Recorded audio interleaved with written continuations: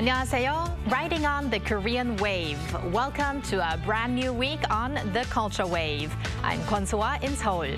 Explore with us Korea's culture from all aspects and stay up to date with K-entertainment, K-trends, K-sites, K-everything. And we're going to do all of that together with our Monday co-host, Walter Lee. Hello, Walter. Hello, Soa, and hello, everyone at home. It's Walter Lee here to give you your daily dose of K-Enter news. Now, our K-Enter boy, or should I say man, I hope so. is going to have lots of news regarding K-pop boy groups and K-pop boy group members, right? Yes, you're reminding me of the days I wanted to be a K-boy group member, or at least a boy band member. But Walter, it's never too late. It's never too... I think it's a little bit too late for me, but yes, I've got so much news for you today. All right, so why don't we kick off with K-Enter news today, Walter. So we're going to start off with BTS's Jimin setting new records on the largest music streaming platform, Spotify. Yes, it seems like every week I have something new about one of the members breaking some sort of record, but how do you become one of the most popular weekly top artists on Spotify? Well, South Korean charts for 90 weeks. Will you call yourself Jimin, release a couple of hit songs, and just sit back and watch, I guess? According to Spotify's announcement on Friday, this marks the first and only time in the chart's history that any artist has accomplished this milestone. Now, Jimin first entered the Korea Weekly Top Artists chart all the way back in April of 2022 with the original soundtrack With You from the TV and drama Our Blues. Now, as of April 3rd, 2025, he has charted for a total of 139 weeks, holding the #1 position for 90 of those weeks. Now, Jimin has also been quite successful with his title track Who from his second album Muse on Spotify's Korea's daily top songs chart as well. So congratulations to him. Congratulations to Jimin, and let's see whether he will make it to 100 weeks. Oh, I mean, I have no doubt he might. Really? Okay, let's see. Well, Walter, we're going to move on to boy group 17, also becoming the first to achieve a milestone in the name of K-pop. Yes, indeed. So on Friday, K-pop boy group 17 took to the stage as a headliner at the major music festival Tecate Pal Norte in 2025, held at Fundidora Park in Monterrey, Mexico. Now, they are the first K-pop group artists to ever perform at this festival. Now, during their approximately 1-hour performance, they showcase hit songs such as Love, Money and Fame, Left and Right, Hot and God of Music. Now, Pal Norte is one of the largest festivals in Latin America, and this year 17 shared the headliner lineup with global stars including Olivia Rodrigo, Green Day and Fall Out Boy, but it was also very star-studded. It had a lot of headliners. What a great achievement. Now, Yes. Walter, next up we have a 10th anniversary celebration concert to talk about. Now, just a week ago, we did actually delve into these groups that are celebrating their 10th anniversary this year. But which group are we talking about today? Yes, we actually didn't talk about them last week. It is Day 6. I am talking about Day 6, who will be performing at the KSPO Dome for the first time since 10 years after their debut. Now, their agency JYP Entertainment announced the finale of the Day 6's third world tour, Forever Young, will take place right here in Seoul. The concerts will be held over the span of 6 days from May 9th through to May 11th and May 16th through May 18th. Now, this will be Day 6's first time performing at the KSPO Dome, So the group is making a thorough preparation to make sure the crowd leave amazed, which I'm sure they will. They plan to open the entire venue in a 360-degree format so fans can enjoy the performance from every angle. Now, the concert it is set to be a grand finale to their large-scale world tour. They are currently now touring in Australia. Well, I really like the idea of having a 360-degree seating arrangement. Right. But last but not least, we have one more story, and this time it's news about a K-pop group's member, but this member is going solo? Yes, so we have a new solo member, I guess. So on Monday, NCT member Mark is releasing his first solo album titled The First Fruit, now officially marking his debut as a solo artist. Now, the full album will be available on major music platforms at 6 p.m. Korea time today, and the music video for the title track 1999 will be released simultaneously on the SM Town YouTube music channel as well as other platforms. Now, the album features 13 tracks themed around 4 cities that have shaped Mark's life. Now, that's including his hometown, Toronto in Canada, the first city he obviously moved to, New York, the place where he spent his school years, Vancouver, and Seoul, where he's pursuing his dream as an artist. Now, Mark will also hold a showcase event for the first fruit at 8 p.m. on Monday, which is today, at the Seongsu Cultural and Arts Center. Looking forward to that. And I guess the title track 1999 is probably called that way because Mark is born in the year 1999. So young. And let's hope that year 2025 is also going to be a big one for his solo career. Yes, let's hope so. And thank you very much, Walter, for those news, and stick around. Will do. As we are now going to head over to Ari and her latest on Culture News. Take it away, Ari. Hello and welcome to your AI guide to the latest cultural updates from Korea. Here's our top story. Gangneung City in Gangwon-do Province was bustling with visitors over the weekend. Drawn to its popular cherry blossom spots, Gyeongpo-dae Pavilion and Gyeongpo Lake were filled with tourists exploring the Gyeongpo Cherry Blossom Festival, one of the city's signature spring events known for its stunning floral scenery. Although official performances and celebratory events were cancelled in light of recent large-scale wildfires, the festival drew large crowds eager to embrace the spring atmosphere. The festival runs through April 9, with diverse programs like a hanbok outing and a flea market also in store. To further boost tourism, Gangneung City has released a map of the cherry blossom hotspots, featuring not only well-known locations but also hidden points throughout the region. Jimin City in Gyeongsangnam-do Province will kick off its largest annual event, the 2025 Gaya Culture Festival, this Thursday. It will be held at the UNESCO-listed Daesungdong Tombs and the surrounding Surungwon area. Festival highlights include Gaya Fantasia, a dynamic fusion performance that blends traditional Korean music with modern vocals, belly dancing, hanbok showcases, and more. A media facade installation will illuminate the historic tomb complex at night, vividly bringing to life the rich legends of the ancient Gaya kingdom through cutting-edge technology. Jimin City has canceled fireworks displays out of respect for recent wildfire victims. Korea's southern port city of Busan welcomed a record 30,165 foreign medical tourists last year, the highest level to date. The figure marks a 134% increase from 2023 and is the third highest nationwide, following Seoul and Gyeonggi-do Province. According to the Korea Health Industry Development Institute, the majority of medical tourists to Busan came from Japan, Taiwan, and China. Notably, the number of Taiwanese visitors soared by a whopping 1,840% on year. That's all from me. Keep it tuned to the Culture Wave.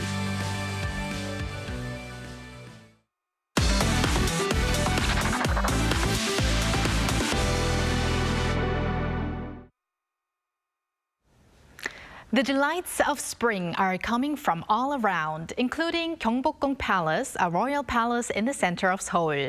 Along with taking a tour around the historic place, visitors can now indulge in reading books in the innermost part of the palace, thanks to the opening of a small library.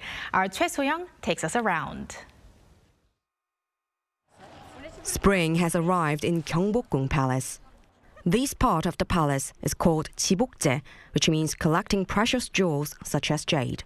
It is connected with Parujong, an octagonal two-story pavilion, and Hyopgildang Hall, showcasing a distinctive traditional architectural beauty. Inside the buildings, over 1,000 books fill the walls, and people look around and read. From April 2nd, the Gyeongbokgung has been opened as a small library. Here, visitors can read books, relax, and enjoy a moment of peace. The low ceilings gives visitors a cozy feeling and lets them see the beautiful tancheong, traditional Korean patterns, up close. I think it's peaceful, quiet. I feel lucky to be here actually. So I choose other books like poem, just to see how it's writing. We came here to enjoy the nice weather and also to learn more about our culture. The atmosphere is very calm and peaceful, and it feels like the perfect place to relax. We are having a really great time. Since 2016, the Korea Heritage Service has opened this space for free to allow visitors to experience the palace more closely. This building was built in 1881 and was used by King Gojong as a study and to receive foreign envoys. It closed during the COVID-19 pandemic but reopened in 2022. Currently, this place has over 1,700 books related to the history of the Joseon dynasty and royal family. It also offers books for children, foreign language translations, and rare resources such as the annals of the Joseon dynasty, which are not easily found elsewhere. The office plans to hold programs such as Meet the Author events and book talks at the library. The Gyeongbokgung Small Library will be open until October 31st, except in July and August. Choi Soo-hyung, Arirang News.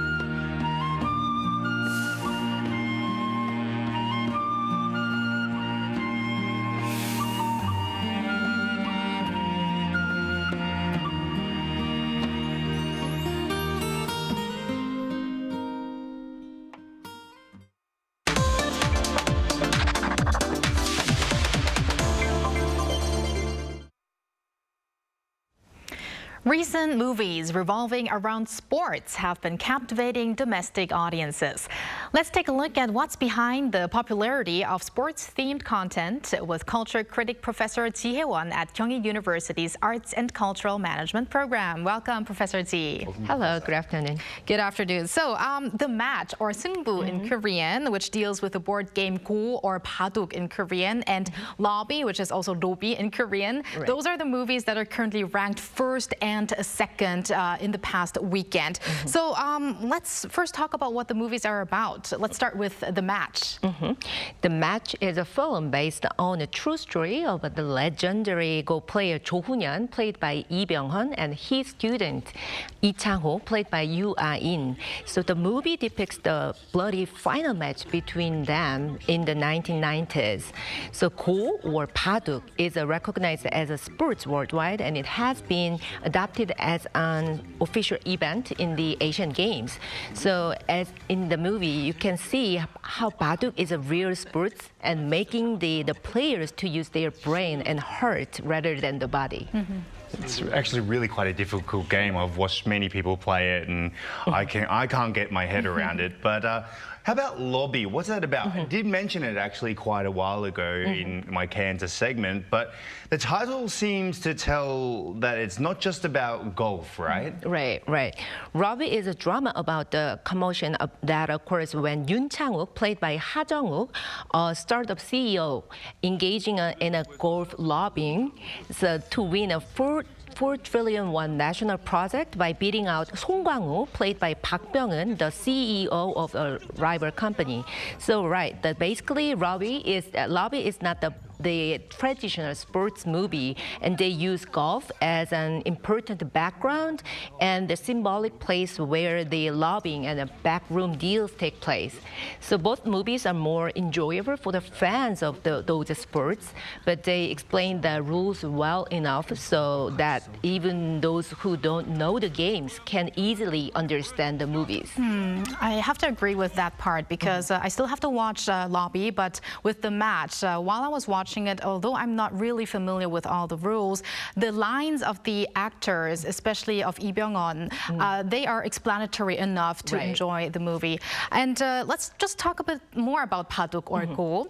It's a very interesting topic, but also a challenging game. Although the rules are quite simple, it is still a very complex game, which requires a lot of brain. But it's often appearing in Korean contents, not only movies, but also dramas. Why is that? So actually, there was a film called The Divine Move, 신의 한 수. So the movie was released in 2014, starring Jung Woo-sung and Lee Bum-soo. And it was an action movie, actually based on Baduk. And the sequel was released in 2019, starring Kwon Sang-woo and Kim Hee-won. And you can also watch the actress playing Baduk in the Netflix's The Glory. So it is often said you can learn life in Baduk. So, and I think Baduk requires an eye that can see the game from a broader perspective while respecting the opponent. So that might be the reason that Baduk is featured in many media content, as it is a sport that uses the head and heart to win rather than the body. It is more likely our real life.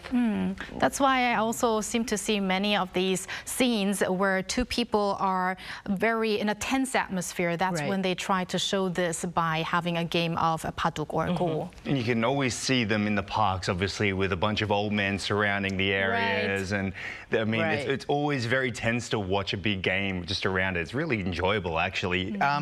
But when it comes to golf, it's a sport that's been tremendously popular within Korea within the recent years. Even being sort of a major theme in a lot of variety shows as well. What's behind the popularity for golf as the theme or the means of content?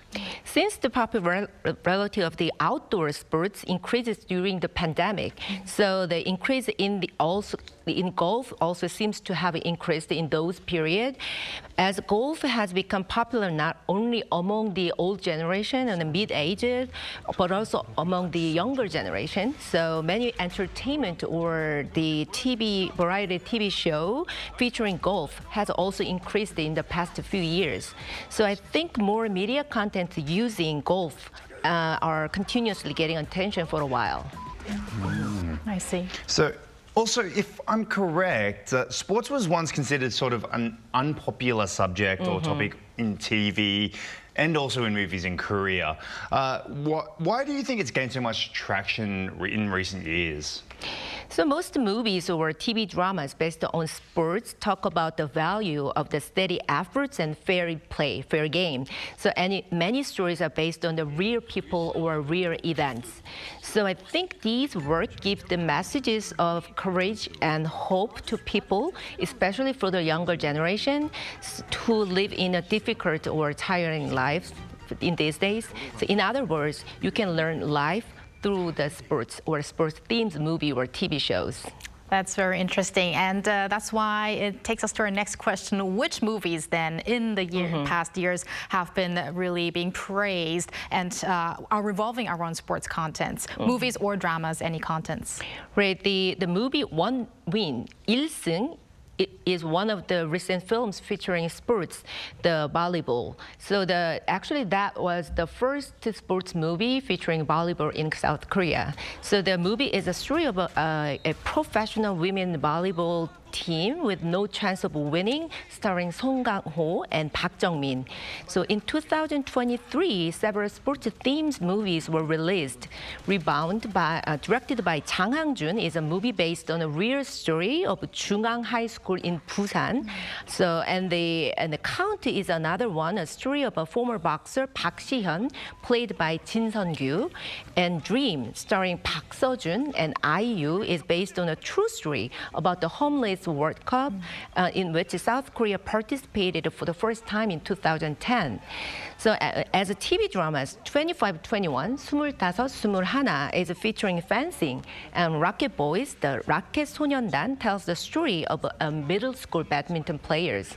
Personally, I highly recommend Rocket 소년단, Rocket Boys, which is humorously depicting the growth of young boys. And then there's also Stove League, right? Yes, that's another one. Exactly. I wanted to mention that one because that is about not only baseball, but also the behind scenes of baseball. And that one I heard is being made into a remake in Japan. And it is an example of how you can fall in love with a drama without really knowing much background about the sports. That was the case for me. Yes. Yeah, I remember that baseball being, I guess, Korea's national sport, that they do a few different movies. And I really did enjoy the Park Seo-jun and IU film about the soccer one as well. That was quite good. And what are some things to keep in mind when using sports as sort of the main theme in content, do you think?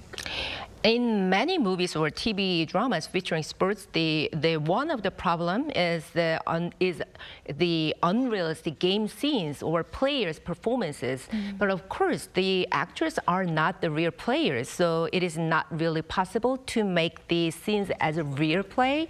But however, the audiences expect the excitement of sports or the thrill of their play or fair plays.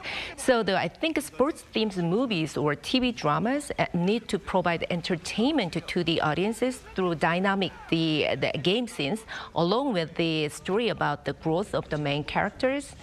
And as you mentioned, on the other hand, the sports fans can learn about the other side of the sports, so such as management or politics surrounding the sports. So the Stop League, one of the good example, I think, as well. Right, and as you mentioned, these actors are not athletes themselves, so I guess it's also a very big challenge for the actors as well to make it real as possible. Now, finally, Professor Ji, as we're seeing these strengths of combining Korean content with the theme of sports, how can these kinds of movies appeal to a wider audience, you think? Basically, sports are universal. So, and in Korea, there are sports where we are particularly prominent, such as ice skating or archery. So I think if we produce movies or TV dramas based on the sports that better display Korean characteristics, I expect those work are possibly attracting more global audiences. So the sports that Korea has strengths in should be also more widely appealing to foreign watchers, I guess. With the original stories. With the original stories. All right. Thank you very much, Professor Ji, for your insights today. Thank you. Looking forward to next time. Thank you, Thank you very Professor. much. And thank you, Walter, as always. We're going to see you back here tomorrow. See you very soon. Thank you for spending the past half an hour with us on the Culture Wave. Please join us again tomorrow on Tuesday at 2 p.m. Korea time, and maybe one day here in Korea.